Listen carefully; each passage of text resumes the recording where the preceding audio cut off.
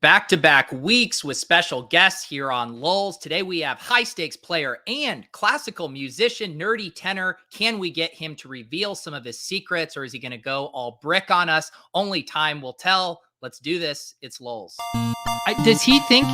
I think he thinks this. He thinks this is a go. Vegas Dave thinks this is a go. Hot naked girls doing yoga. What? Why don't you just win like a man? Random.org. Type in 1 for yes, 2 for no, and let the DFS cats pick for you. And I'm absolutely begging you not to dupe us. Please don't dupe us.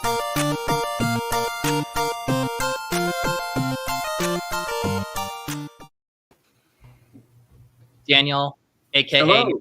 Tenor. I was listening before the show today to your interview with Neil, and it got me thinking. I was like, we hadn't really heard from you in the DFS scene from like a podcast content perspective. Did watching Brian on Lulz give you the confidence as a simulator opto bro that you could delicately walk the line between doing content without revealing all of your secrets? No, I kind of just went in there blind, not caring one way or the other what would happen. So now it seems like from your last conversation, just everybody's completely confused as it is. So, they can't tell the difference between putting a bunch of good lineups together and trying to do something more like a equilibrium strategy or GTO. Yeah, GTO.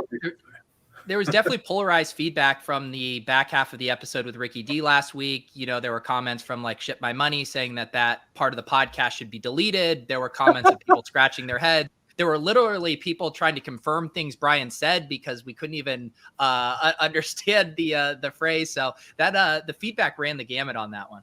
Yeah, it's interesting. I think he got most of it right when I listened to that. I think most of his doubts and criticisms were totally legitimate. Like, it's definitely the case that there's nothing magical. Like the quality of your projections and models matters a ton, right? Like no amount of GTO magic is ever going to change that. So if that's sufficiently off, then it's not going to matter what else you have. That's happened to me in sports where I'm like, oh, here comes NASCAR. Oh, I have this good projection source and my model looks pretty good, and I got my ass handed to me. So there's no guarantees with that kind of approach. And I think it's pretty hard to put together in practice is the other thing.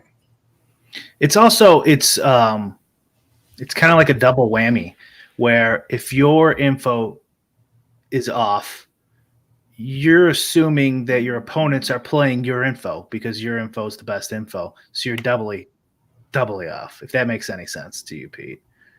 Yeah. Well, and, one of the things you mentioned about kind of like the inputs coming in and that the GTO versus exploitive, and I assume, you see it with these new sports too, right? Where it's like sometimes just having the best projections is all you need and you don't need to worry about anything else. Then we might talk on the other extreme, maybe some of these smaller field NFL tournaments where there's so much content, there's so many people hawking the news, everyone has very similar projections. It's like in that, just having the best projections, like Brian or your simulations might not be different than just what's available in a lot of places. So do you think of it as like a sliding scale of the GTO factor? I don't. I do think that I think some people can get there by accident. There's sort of an analogy with poker back in the day. I can't even remember who I was reading where somebody was bringing up some of these concepts, and it was kind of early days for this kind of thinking to be mass market in poker. And then this traditional player who was very good was, sort of reactionary against it and thought it was all crap. But he was like, you're using these concepts whether you are or not.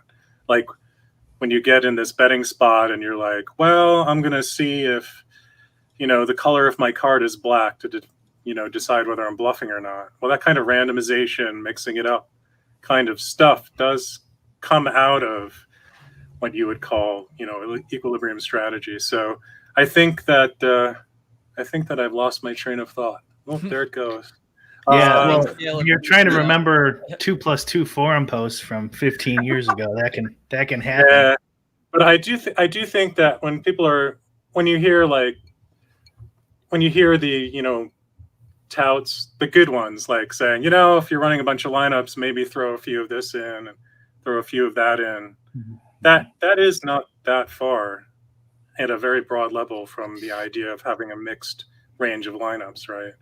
You kind of get to the same thing. And I think you tweeted this or something too, where you were saying, I'm pretty sure it was you, like, well, you could kind of use some of the concepts, like it doesn't mean you have a poker solver, right? And we know that the jack of spades is the jack of spades, and there's 52 cards, but you can still use some of the concepts. And I've definitely thought of a bunch of different ways you could kind of think GTO, and he's right too, where it's like, we're talking about Ricky D. For people who don't know, we probably should have started with a little GTO. So like maybe this is a good place to take it to, because Dan has this comment that is also correct, but I kind of have my own take on it, which is everyone gets the term GTO wrong. I mean, not only in DFS especially, but even in poker now, Dan, if you still follow anyone from poker.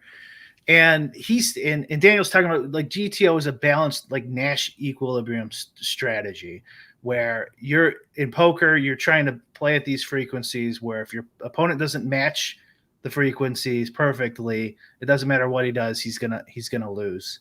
And it's kind of morphed into GTO just means the best way to do it, the most efficient way to do something, which I kind of like that. I like that jargon, that inside jargon, and just saying, like, oh, I just did my laundry the GTO way because you do it, what I mean? Like, it's fun, That's kind of why I can't remember who I was talking to. I don't like to use the term GTO for this specifically for that reason, because it's taken on so much weight, and so many different meanings. I just balance or equilibrium. But Ricky D's points are all good. I mean, if you have perfect information and perfect projections, right? And if you could model every possible lineup, and if you had infinite computing power, then you could compute such a thing. But we don't have any of those. So what I do is I just try to get close. I get as close as I can with what I have. And one of the lessons I learned from poker, developing random custom stuff for a bunch of people, is that, you can come up with something that's actually pretty bad in theory, but it still beats everyone, right? Like the very first, if you go to Vegas and you go to the Bellagio, they have machines outside. You can play heads up limit poker for money, and there's no rake, because the machines are so close to GTO that they know you can't beat it. In fact, they're so good that occasionally it will make a bad move on purpose just to give you like a hint of a shot. So, but the thing is, those machines were made a long time ago and they suck compared to the perfect solution, right? But it doesn't matter. They're still better than every human being on Earth, so it doesn't matter. Yeah, and I'm kind of thinking along the I'm just kind of picturing this in my head. So you could, let's just say you use Osmo projections, whatever, it doesn't matter. It's kind of like everyone's using these projections, so you can form a GTO strategy that's incorrect because petty theft's numbers are better, right? Let's just say. Right. So it's incorrect, we know, but everyone's kind of using these numbers, and you're kind of using these numbers and coming up with a balanced strategy against them. Sure, he's gonna make some money because he's a step above, kind of like the better heads up simulators, limit poker simulators. But the other one is, it's kind of analogous to what you just said. Like the other one, so that one's like the petty theft. Somehow he knows that there's 10 minutes off on these projections on these guys because he watches so much basketball that he can have an edge that way. But you still beat the dummy who, walks up to the front of the Bellagio and starts playing against this supercomputer. So, I mean, there's a lot of ways to look at it. Yeah, that's right. And I think where the analogy breaks down from poker is you're dealing with a gigantic field, right? So it's you versus 30,000 people, not 8.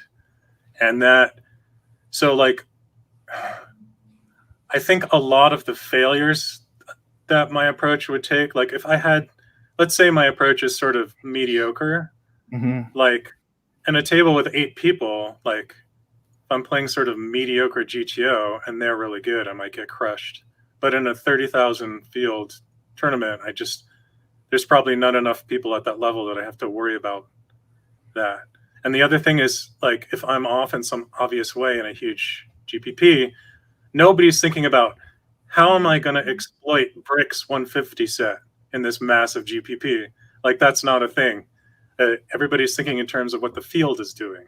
Right. So it's sort of breaks down there a little. Where would you say, because I know, you know, both of you guys have talked about previously this idea of, you don't want to necessarily create a monster, or you don't want to, actually give people the way you do things. I'm curious, where does like tacit knowledge come into what you do? Like, I still think if you guys both gave me like full-blown instructions for how to run your sims, how to do everything, that there still would be ways where I would mess it up and probably not be a profitable player, because you have this tacit knowledge that you've developed from refining it over and over. Like, or is that not a fair characterization? If I had the keys, I would be Nerdy Tenor.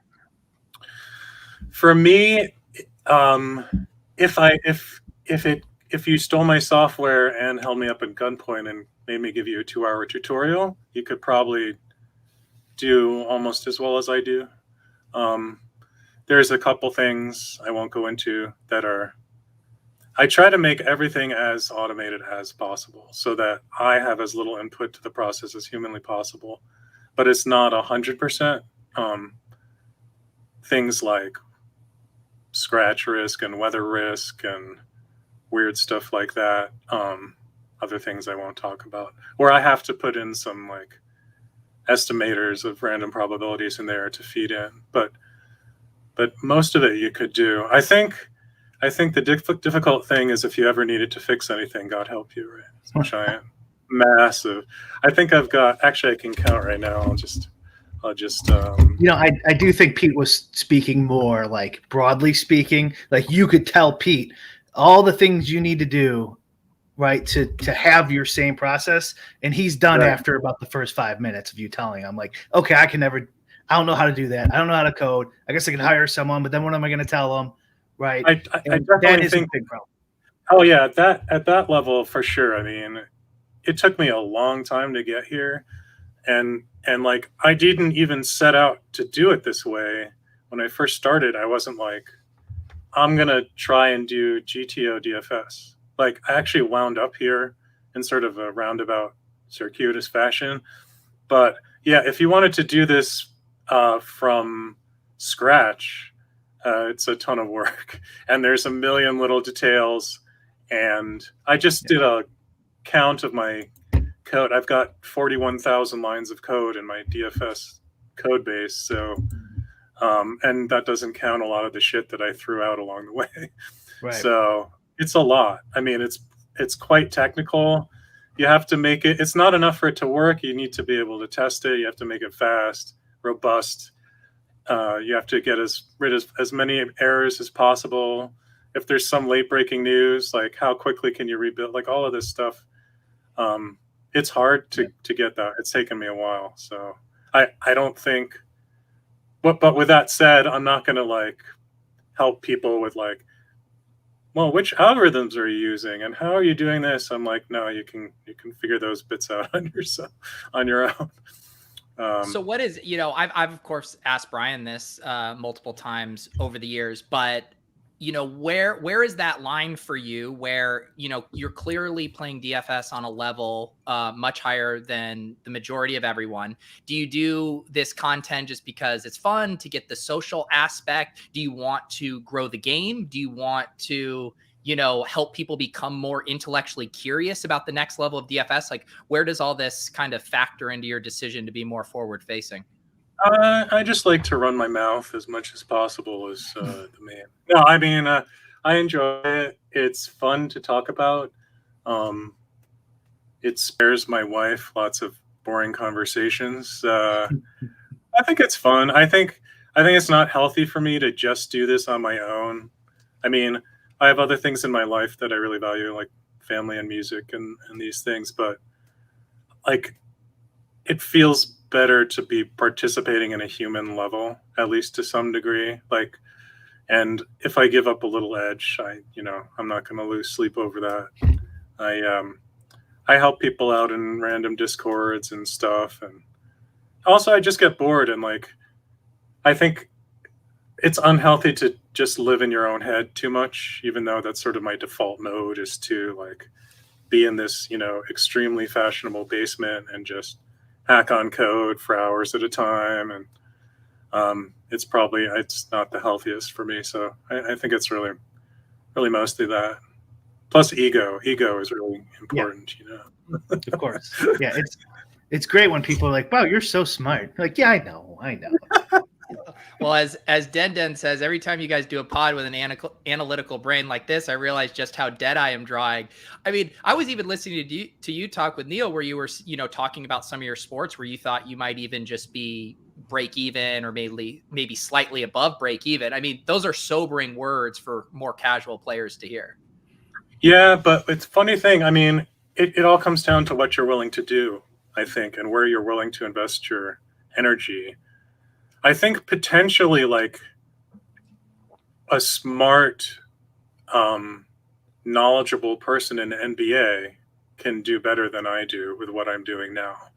Like, not at the level of petty theft, even just like somebody who really understands enough of the DFS, the game, and also can keep up with all the NBA stuff. I think there's no reason why that person can't be plus EV. I just know that I'm not willing to do that. I'm probably just slightly break even in NBA because of that, right? Because it's really hard to model accurately all of the game situations to the degree that you really want to, and that combined with the efficiency of the pricing makes it pretty hard to win, I think. But yeah, I was going to say that something similar to that is about the guessing aspect of all this. Is like, let's say you're going to build out a play-by-play simulator. Well, it sure helps a lot to know that a quarterback throws to a wide receiver or a running back or a tight end, and then one of them catches it, right? And then they run usually a certain amount. And like, what does that distribution look like? And then sometimes they rush it, right? And like, what percentage are they rushing? What percentage, right? And all these type of things. If you're coming from outer space, you don't know any of this, right? Like if you're coming from a country that doesn't know what American football is, you don't know any of this. And then so you can get more and more in depth the more knowledgeable you are. I think there is a limit to that, and maybe even you don't need some of it, but knowing sports helps, and all this type of stuff. It does. Yeah, and some sports it helps more than others. I think NFL and NBA are probably the highest on that. And I think I told Neil this, that I think my NFL sims are the worst just because the sport is so damn complicated.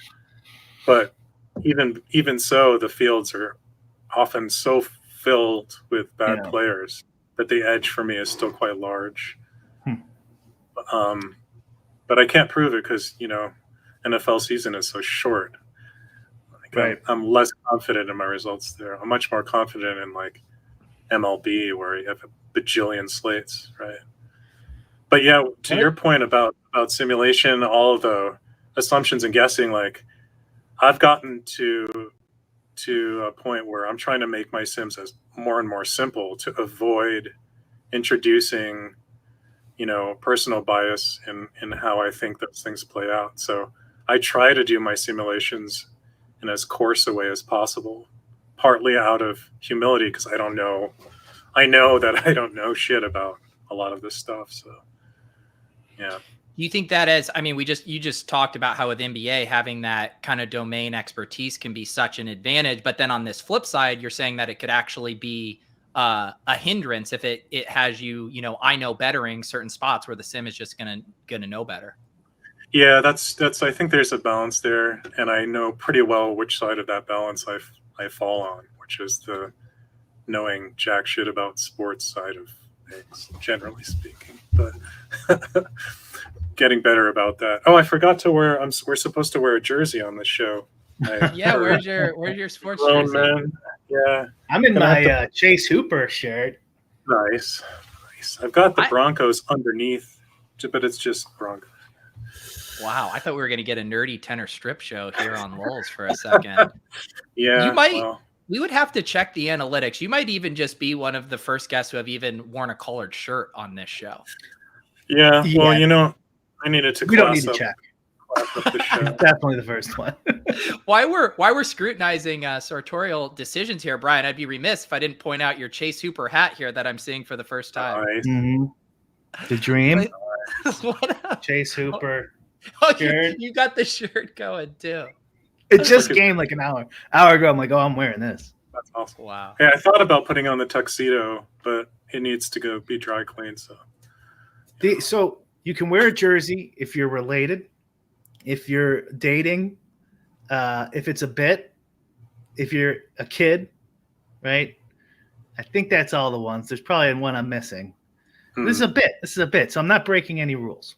fair enough. Oh, Lou pointed out Whistles was definitely wearing a shirt with a collar, I think. Oh, that sounds right. Yeah, he's probably the only other one. Yeah, I do want to touch on that a bit. You being a classical musician, of course, I had on the thumbnail, I assume that was you dressed to the nines for one of your performances. Will you kind of give us a little of your background with that and how that kind of weaves into your day-to-day life these days? I'm at a very luxurious point in my career where I can sort of pick and choose what gigs I want to do. And I typically do like 6 to 10, like 1 week rehearsal, concert type things a year. I just got back from Sonoma, did Mozart with them. And then I don't have anything for quite a while, but a lot of the groups I sing with, the ones that survived the pandemic, are like just now coming out of hibernation, basically. So I had like four concert sets in the last 2 months, which is a lot for me. But yeah, I just sort of pick and choose. I ran on quite a heater at one of them. So for the Boulder Bach Festival, which was a few weeks ago, it's about a 45-minute drive for me. So I would drive up, have a rehearsal, and then have some time off. And the coffee shop blocked my access to DraftKings and FanDuel, but the church I was singing in allowed it. So I ran super hot at that church. So Thank you, Jesus, for that one. Thank you, Jesus. I made about $30K in fantasy sports and about $800 from the gig. So how many? Here I am sacrificing to the DFS gods when the Christian God was all I needed the whole time. This is your problem, Brian. You're living in essentially a den of sin. You have, the devil's rock and roll tools behind you, posters that say you like loose women. What you really need to do is go hand build in a church. That's how you find Jesus and how you find your way to the top of the leaderboard. Googling it now. Nearest church. Dan, how many conversations have you had about DFS with your fellow classical musicians? So I'm pretty open about it. If people ask me, they know. Pretty much everyone I work with has known me from when I've been working in computers, if not DFS. So it's sort of fun and diverting to them. None of them are into the space because none of them have any money to play with, being classical musicians. But yeah, it's fun. They ask questions and stuff. So are you picking up a lot of those tabs? I did pick one for an old friend who used to live in my neighborhood in San Francisco because she's a full-time musician. A lot of the musicians I perform with are like me in that they have some other gig, side hustle in their life. Music isn't the only thing. I think to be full-time classical musician is quite difficult, especially in the United States. So what's the difference between what you do? I mean, this is for Pete. I of course know, but what's the difference between like the opera, like the three tenors, Pavarotti, and what you do? Well, opera is like, you go on stage and you get in a costume and there's a story and singing.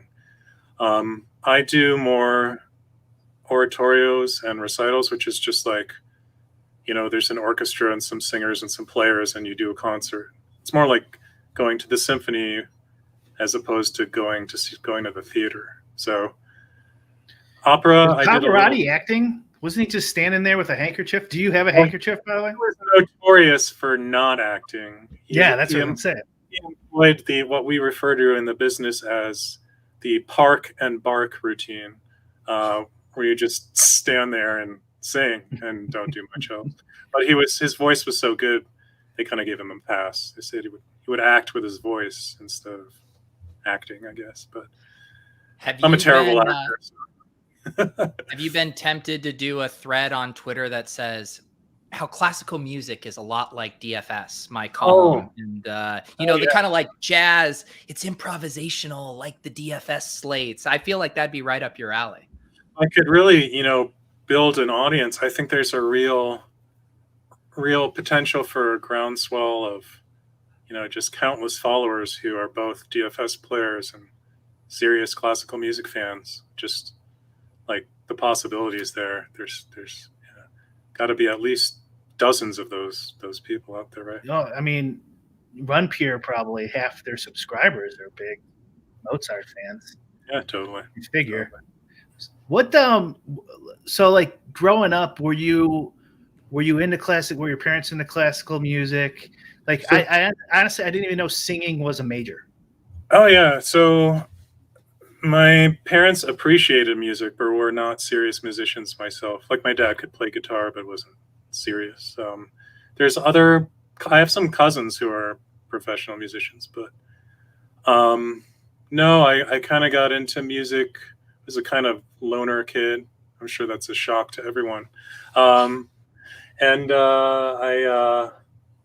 kind of just hang out with the piano and got into singing, went to summer camp and was pretty good at it, and then went to conservatory and studied music, got bored, added computer science, and that's sort of how I got into computer stuff. Yeah. But yeah. What do you you said you show up for rehearsals for your shows. Do you practice and play a lot on your own? Is it an escape, or does it feel like you're doing it as part of, I don't know, like you're practicing for the show? It's kind of like you're putting in the work to do that, or is it an escape for you?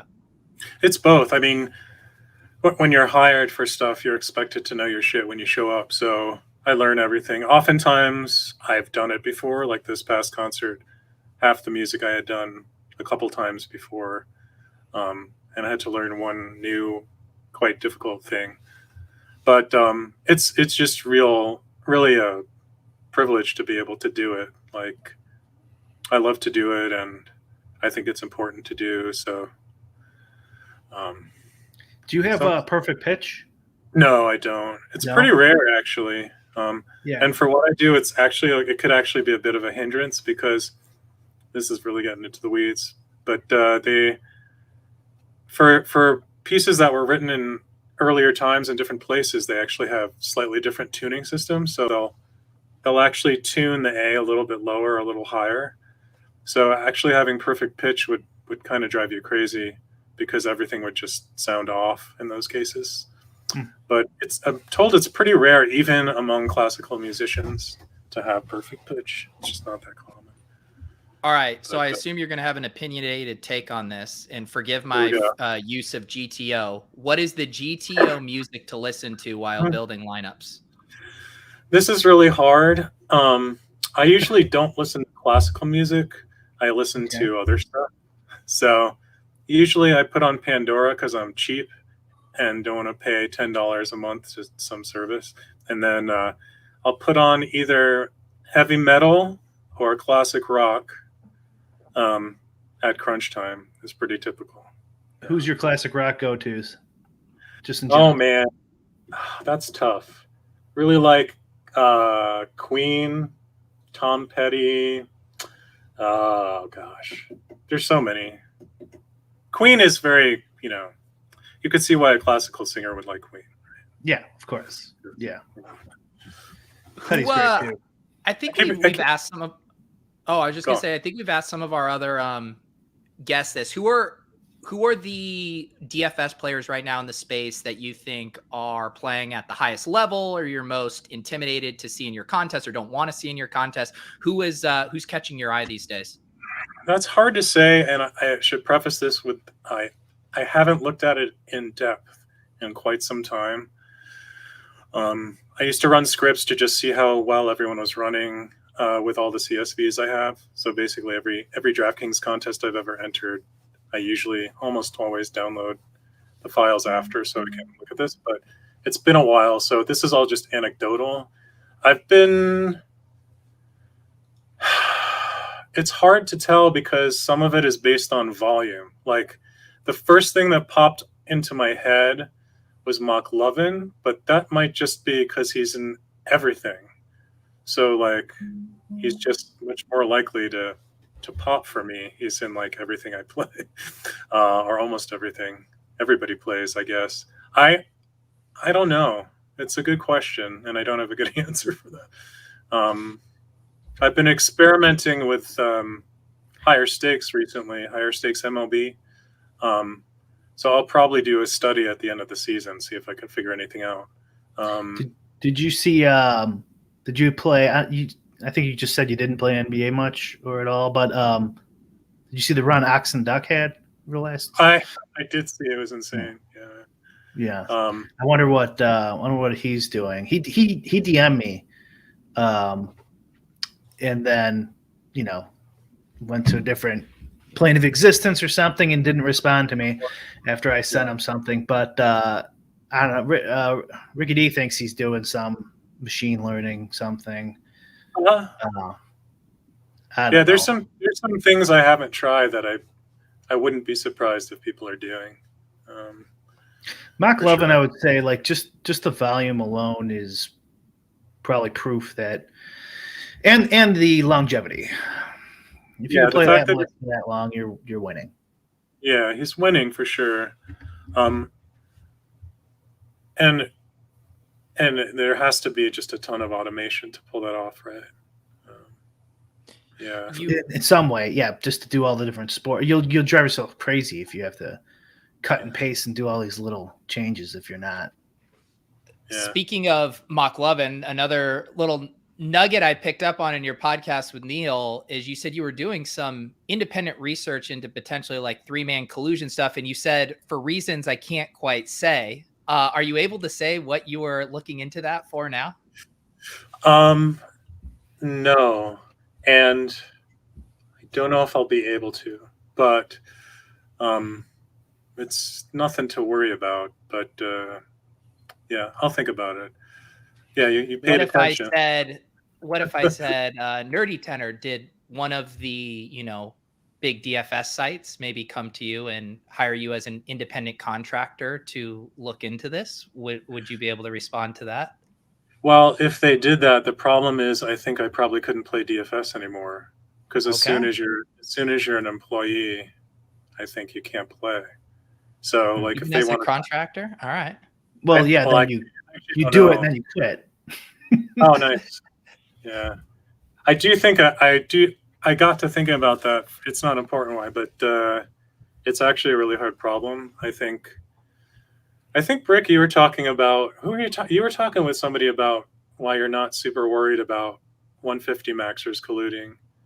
Was that you? And I share that take. I think where I would really worry is small contests generally, because you could get a situation where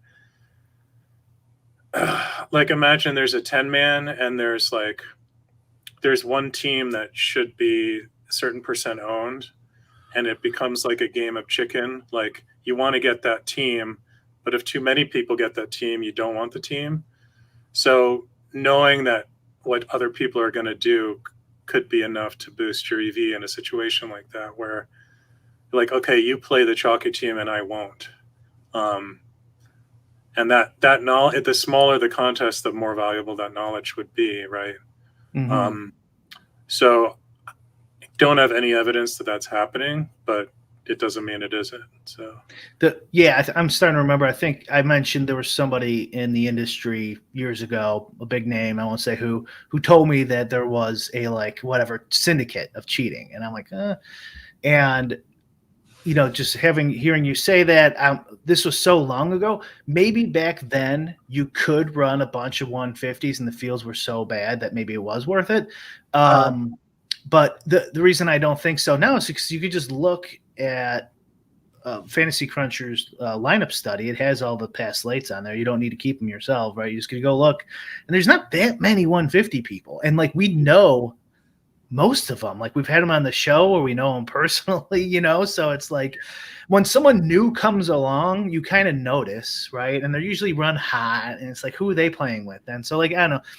Yeah, to me, it doesn't seem like there's any big 150 colluding, and like, how are we going about doing that?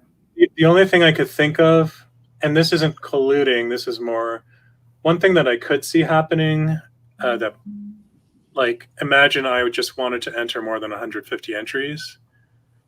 I could just, shell out my process to somebody else and have them enter on my behalf, right?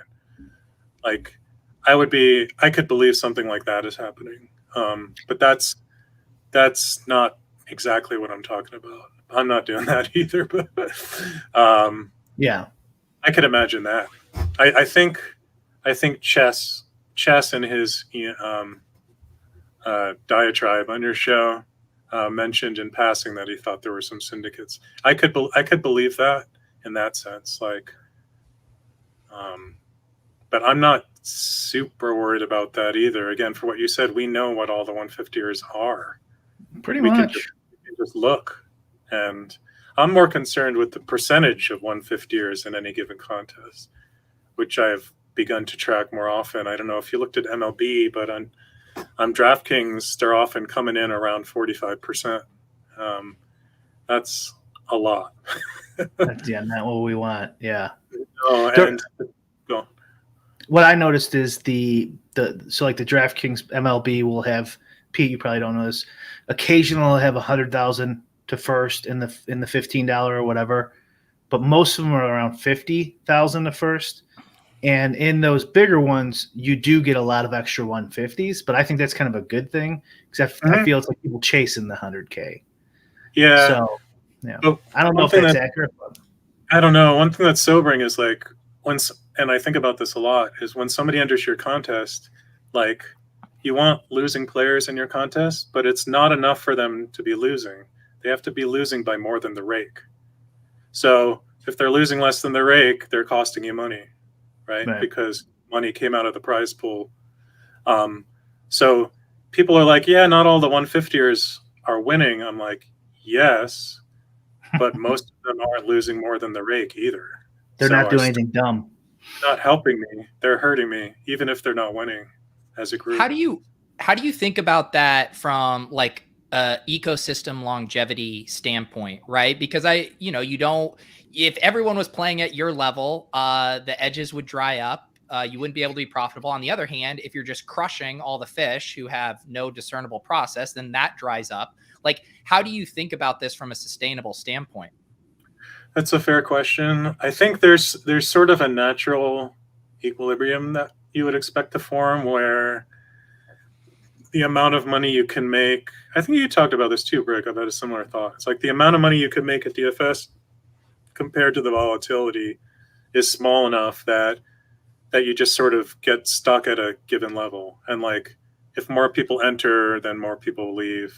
That's sort of how I think about it. But in terms of edges, I think, and ecosystem, I think there's some people who will always play because it's fun and it's entertainment, which is great for them, and that's awesome.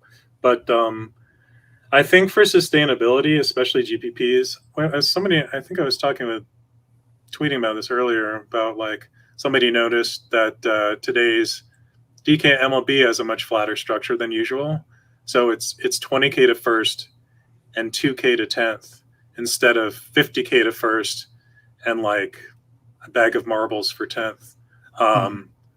And I always thought that the algorithm should be, you want to make the top prize just big enough to lure in all of the casual players. And then whatever's left over, you spread around the contest. Because when a casual player wins big, you want to give more of a chance for a casual to have a nice score and stick around. Whereas if all of the money is up top, there's a limit to how many of those people you'll get, So, but I'm sure you would think somebody would be thinking pretty carefully about this at DraftKings or I don't know what FanDuel is doing. I mean, no, they don't. That's always the theme of this. No one knows what's going on. Button and they all went off to a beach somewhere. I do. I have a piece of knowledge that Pete doesn't know that I think is pertinent to this piece of the conversation. Yesterday's winner of the 100K, medium field MLB was Chris Randone.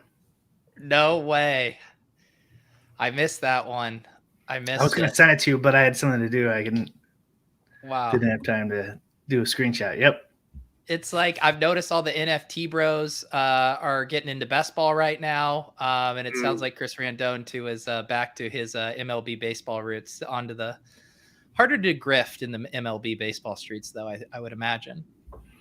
Yeah, well, I gotta hop on that cardio challenge of yours. I was going to ask. Age where more cardio is probably a good thing. Well, some people in the chat were wanting to apply some of this, high level game theory talk to best ball. First of all, I would say to the people in the chat, we do not want these two people directing their attention to best ball. That would be very bad for us long term. But are you in the best ball streets, Nerdy?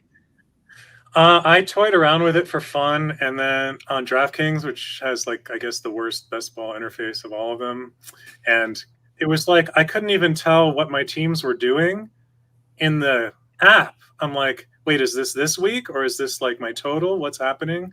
I don't know if you ever clicked around there. Probably they cleaned it up, but yeah. After a few of them, I'm like, oh, this is it's like work. I can manipulate symbols on my screen any old day of the week. It's I'm gonna inflict it on myself some more. I think best ball is probably safer from sharks than many other formats, simply because the amount of time commitment and scaling it just doesn't work. You can't scale it like DFS, right? Yeah, but you could, if you apply that to poker. Poker's a big time commitment, especially if you're an MTT player and stuff like that. So who knows? But yeah, I think it's for people who like doing fantasy drafts. And I loved it back in the day, before DFS when I was younger. I'd be in 12 leagues a year, and the draft day is the best time. So yeah, hopefully there's still an edge there for you guys. I'm sure it goes quite a lot. It goes both ways too, right? We're talking about the ecosystem. I think the best ball ecosystem will continually grow, because it's not if a newbie just hops into DFS, they just get their teeth kicked in slate after slate. And they're like, God, I'm actually not good at this. With best ball, you wait a year, you have some general amnesia. You're like, yeah, it was variance, whatever. Then you hop back in and go at it again. I can see that ecosystem growing at a pretty rapid rate. And that's kind of what we're seeing with the prize pools this year. Yeah, I guess, did they have a $3 million prize in one of these? I saw. It's crazy. Underdog has a $2 million up top. Yeah. Million probably first regular season.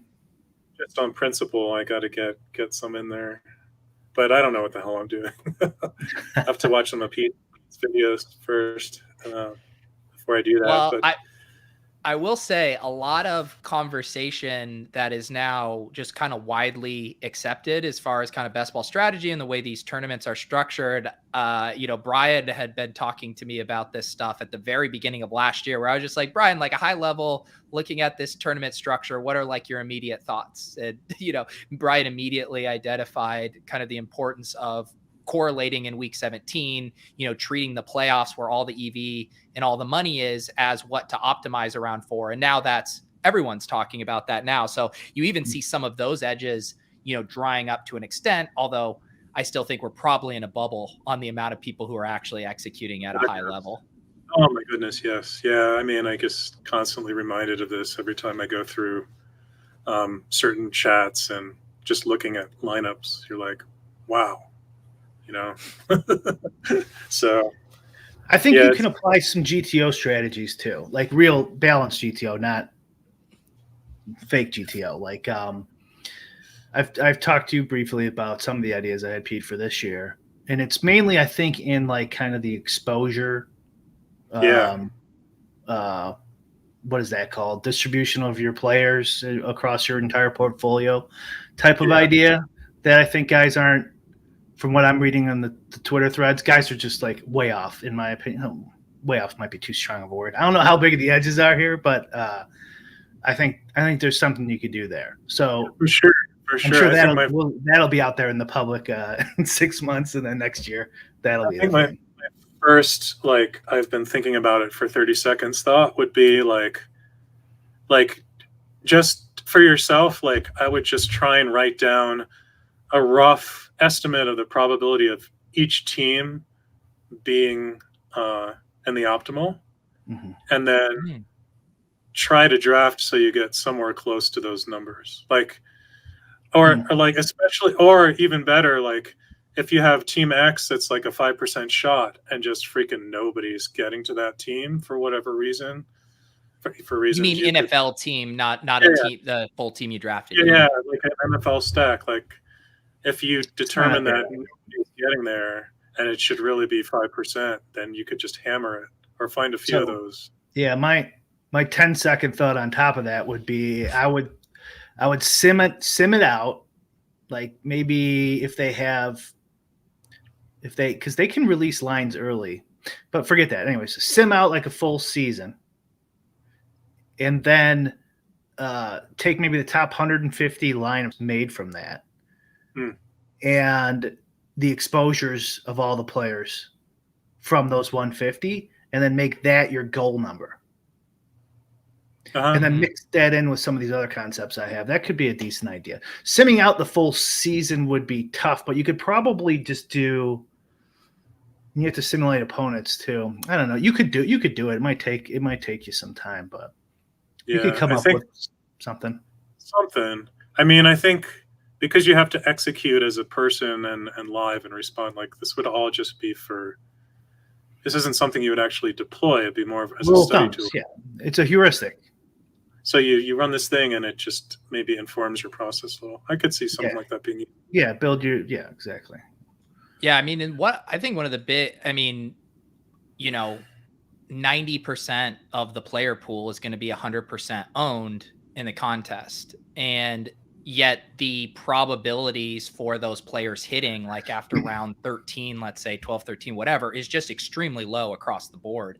And so I've been trying to push myself out of my comfort zone because it's really easy to get anchored to ADP. You don't want to reach that much, but it's like, how much are you really sacrificing grabbing a player at 220 versus 160? And you're going to get like a 90% ownership swing on those players. And just like you guys were saying, like really applying a lot of those DFS principles to where you're not sacrificing a lot of projected points, and boom, you're getting correlation perhaps, and you're getting a low owned guy. Like how much can you push that? Yeah, that all sounds good to me. Yeah. Like if you're thinking trying to do exploitively too, there probably is some, I don't know, delta, or I don't know what the word is, where someone is owned too much throughout all the leagues. And we just don't know enough at this point of the year that player X should be 50% owned. It's crazy. And he's 50, and he's in like all these other, he's being drafted at that rate. 50% doesn't make sense because they're going to be drafted 100% mainly. But you know what I mean? Let's say by round or something. Like there's no way, if you sim it out, you'll see like there's no way it's too there's too many variables at this point in time for Tyreek Hill to be drafted in the second round. I'm just making up names here and examples, but you could be like, okay, so I'm never going to take him basically till he falls to the 10th, player X. So like if you're thinking exploitively, you could do something like that through a sim. Yeah. Yeah.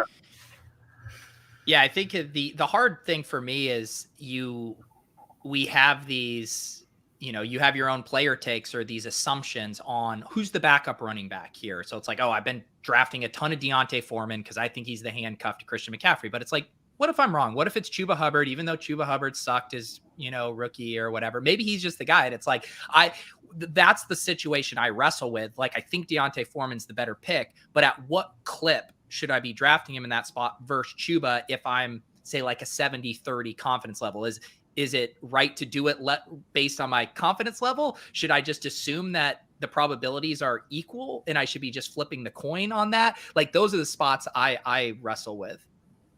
Yeah, for sure. I think, my mind immediately goes to, well, in an ideal world, you would just quantify all of these takes and all of the uncertainty and then sim everything out. So if the running back situation is unclear in, I don't know, New England or whatever, you would add that. You would add all of that. This guy times 15% this guy. What does that do? Yeah, exactly. Yeah. Usually All in real fantasy football, it means you don't draft running backs from New England because you just never know which one it's going to be. Yeah. Exactly. I did want to circle back to one thing about your process that I thought was really interesting and kind of goes back to the part where I would really get tripped up, even if you handed me over your process. And that was kind of the lineup study you do. And you talked about why you don't specifically use Roto Tracker because you have your almost own robust version of it, where, tell me if I'm explaining this wrong, but you almost kind of sim out things after the fact to see how your lineup sets would have done, and that gives you the most accurate representation of how well you're playing. That's exactly right. I call it my post hoc, after the fact analysis, if you're in a Latin form of mood. So if you're doing a balanced strategy, it's true in poker, you get a mixed strategy in many situations. That's just a fancy way of saying you do different things with different probabilities. So if you're talking about a GPP, you've got 150 lineups you have to enter.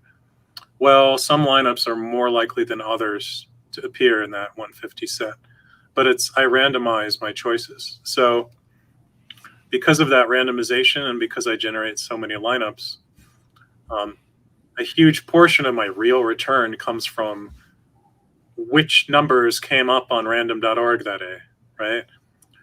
So after the fact, I sim it out to get rid of that part of the variance. It's just by picking a 150 set 100,000 times and getting the average return against all of the people I was playing against. So it reduces but does not remove the variance. So it does give me a better idea of how my process is actually doing, whereas it reduces the variance by about 3/4, which is great, but there's still a lot of variance. There's the variance of, did the chalk smash today? There's the variance of, was there something about my process that just didn't work on this slate very well? All of these kinds of things are still in there. The variance of the actual fantasy performance, etc. I know for a casual DFS player, it would probably make their brain broke to know, like, oh, I randomized these 450 lineups. I picked the 150 of them, and I had the first and second place finisher, the other 300. I know people would lose their mind over that thought experiment. Yeah, but I do that every single day. It's usually what I do in the morning on yesterday's slates, whatever they were. But I do it on percentage. I'm like, well, what was my median and what was my 95th percentile ROI? Gives me a good idea. So some days I'm like, and it's quite humbling to look at these numbers, because I've had a situation where I've banked for $50,000 and then I ran the analysis and my average return was like -600.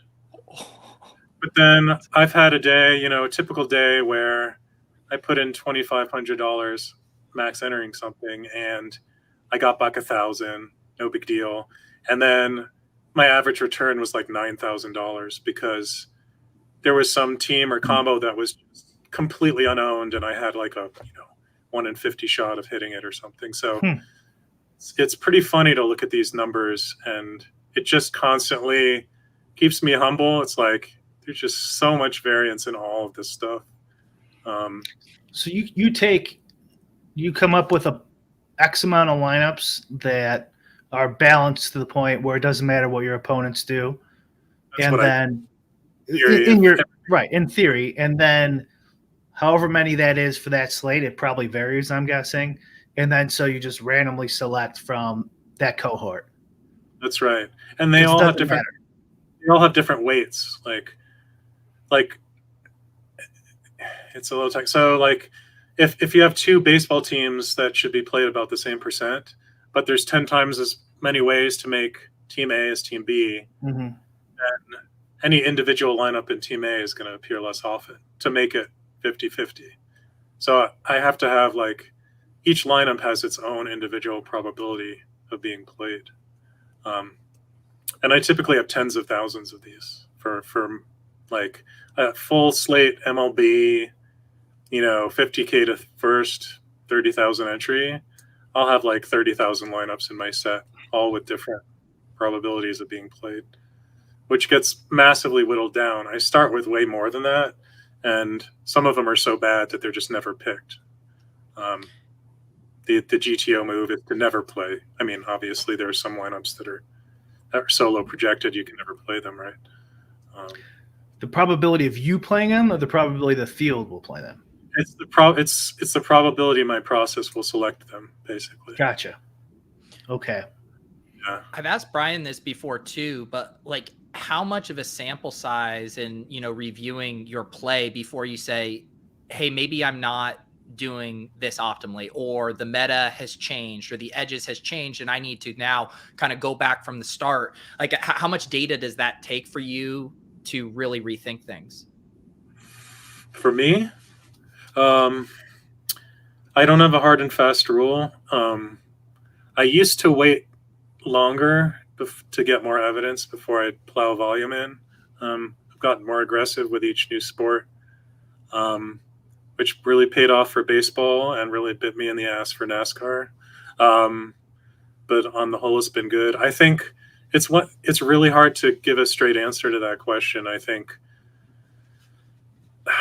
I mean, I want to see like a few dozen slates where I have a positive simulated return over them before I feel confident. But even in sports that I'm winning, I definitely have samples that are a few dozen slates long that are negative. I had that last year in golf. Last year, my sim return in golf was negative, but this year I'm doing pretty well in sim return. So it's humbling. I try to be careful with the bankroll for that purpose. I mean, for that reason. And I have to not overcompensate and not feel overly confident because I have these simulated return numbers and feel like, I've returned so much variance with my methodology that I don't have to wait as long or be as cautious because I have more evidence that my return is real, even though it hasn't appeared yet. I still am like, bankroll management, bet less when I'm winning less. And, because the other thing is my shit could always have bugs in it, right? Like it's this entirely self-contained system. And if one thing is crap, then it could trickle through the whole system. And I've had that happen before in small ways. So I have to keep humble in that respect. So I built, after your first podcast you did, I know I've already said this, where I was like, you can't do GTO and DFS. This guy doesn't know what he's talking about. And then I thought about it. I'm like, no, wait, I'm an idiot. He's right. And then I built like a little game for myself, and then did some things with my stuff to kind of like, maybe, yeah, I can do this. So how do you, so for people who aren't familiar, like the Nash equilibrium is mainly 1 versus 1. There's only, one opponent. This is how they solve it. It gets really complicated, anything beyond that. And so I gave an example last week of how I think you could apply it in a head-to-head DFS, which I think makes perfect sense. But like, okay, when you go to the field size, that's when it becomes almost, you can't calculate it. So how do you like explain how someone would go about, okay, how do you use a Nash equilibrium in a field size of 30,000 people or 15,000 opponents or whatever? And that's where we have to end the episode. Right, yeah. That's what I figured you'd say. It's complicated is the answer. You have to make a lot of assumptions, and I think right, that's critical. And you have to do a lot of analysis to see if what you're doing is both viable and working against the real field. I think long and short of it is it's complicated, but you're making assumptions about an idealized set of opponents, basically. So you have to idealize the field. And it's the same principle. It's like you idealize the field and say they're all as smart as you and they're all figuring out the same shit you're figuring out. And then given that, what should the percentages be? What should the probabilities be? So you're comparing lots of lineups then, from what it sounds like. Yeah. As opposed, because you could in theory just compare, if your computer's fast enough, what individual lineups. You could still make a whole ton and then compare these pair, this pair, this pair, this pair, this pair, this pair, this pair, and just keep going. But you have to consider what other people do with that knowledge. I think I've sort of come, like I first came to this and I'm like, oh, probably other people are doing this. And I'm at the point where I'm like, I don't think anybody's doing, or nobody I know is doing it anyway. No, I don't think so. Someone was asking in chat, like Utica, I know somebody who is familiar with this process. He's not doing it. I don't think Mark Lovin's doing it. Nobody's doing it. But they can't even explain it. Most of them don't even know what balanced GTO is. I think in a lot of cases, the punchline could be it might not even matter that much. Like, I think in a lot of contests, like if you're just smart about a few things and get reasonable exposures, even if you're not technically doing GTO, you're probably close enough that whatever benefit I'm getting from my particular process, I think a lot of people I suspect a lot of others are capturing. They're just getting at it a different way or in a different fashion. I mean, nuts and bolts, honestly, like just don't screw up, dummy. Like, it's really important. Like, because if you put something wrong in your code or your sim or your projections, you're just going to put garbage in there no matter what. So like you don't have to go insane, like I was saying, and make these lineup pairs and then let your computer run for 5 hours, before the PGA slate or something. Just make sure your shit's right first for anyone trying this. Don't just go dumping. Well, actually, no. I mean, if you're in my contest, I don't mind. But definitely, I thought about this too. Like, I've had 2 cases where I had like CSV fuck ups, which cost me many thousands of dollars. Yeah, and I did that. If you do the math on it, and if you make a reasonable estimate of what your ROI is, like, it's like I just blew all of the average profit from like 20 slates. Yep. So, definitely. Not fucking up is a huge, at all this high level stuff, just don't screw up is real big because Nerdy said it, 50% of the field's 150s now. So when they screw up, right? When like one of those guys screws up, like, and you're a guy putting only 3 lineups in, that's nice. That's a big edge for you. And if they screw up a certain percentage of the time, you don't. That's definitely true. I have tons of sanity checks in my code, and I have to add more. It's like, oh, why do I have 50% of this hitter? Something is clearly wrong in my projection set. Or like, you have a lineup with 11 batters in it. You should probably go fix that. Shit like that. I definitely. What if it's Ohtani? Yeah, Ohtani in a place. It's win-win. Just like if you play a 150 set, you can't lose. I mean, Ohtani is double. I think we should wrap up on this note. Travis Petty logged on. You are correct, Travis. It has been largely a GTO discussion, and now it is time for Nerdy Tenor to go full chess is okay, full guns a-blazing, shots fired. Last week with Ricky D, we said we needed more DFS beefs. Do you want to throw down the gauntlet? It sounded like you came in hot, too. You were like, we were kind of close, or so, I can't remember. Like, what do you got? Yeah, you idiots don't know what the hell you're talking about. I won't argue. No, I mean, yeah, I don't know. It's tough to have hot takes. I enjoyed. What did you think in our discussion that was like, Brian, that was not right, or Ricky D, come on, anything we said that you think was wrong? ship memory, but nothing stood out for me in that respect. It's more so the tone and flavor of what you talked about that I agree with the most is like thinking this way or taking this kind of approach is not a magic bullet because of all of the things you brought up. Like, even if you perfectly solve this piece, and I've tried, there's still a whole lot of other stuff that matters a ton. And I spend a ton of time trying to improve my simulation methodology and quality. It's really hard. I think I've got it pretty good in some sports and not very good at all in others. And so I still have a lot of work to do. And yeah, so there isn't a magic bullet. It's a lot of different things that you need to work reasonably well in order to be successful.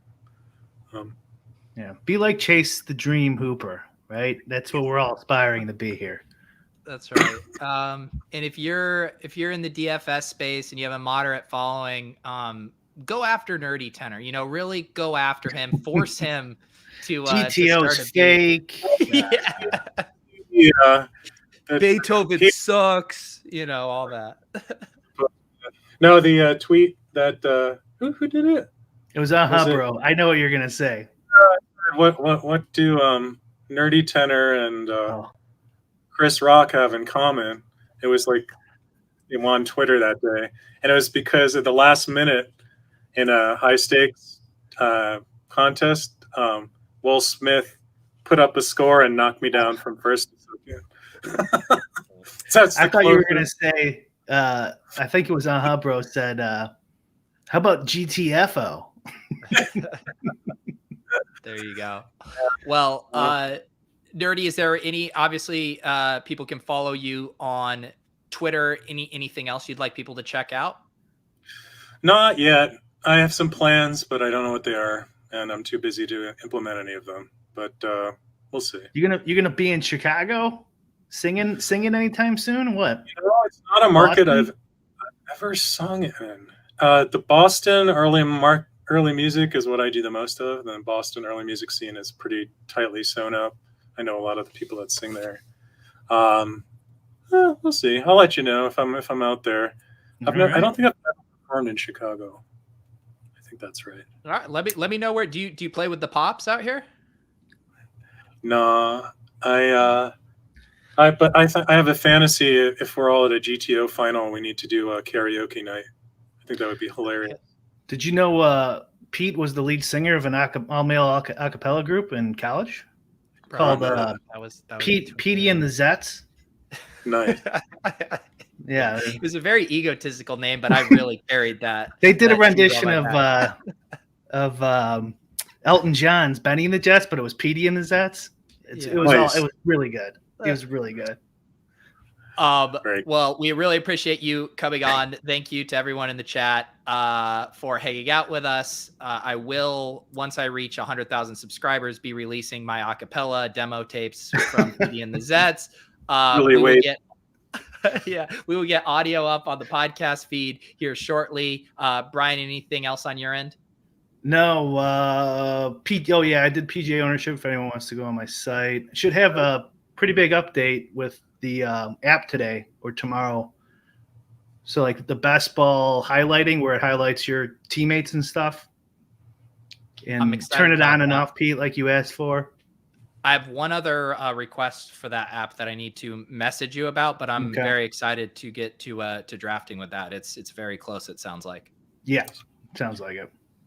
All right, guys, we will be back next Wednesday. I don't believe we have a guest booked, but you never know. Here on Lulz, for Nerdy, for Brian, I'm Pete. We'll see you guys next time.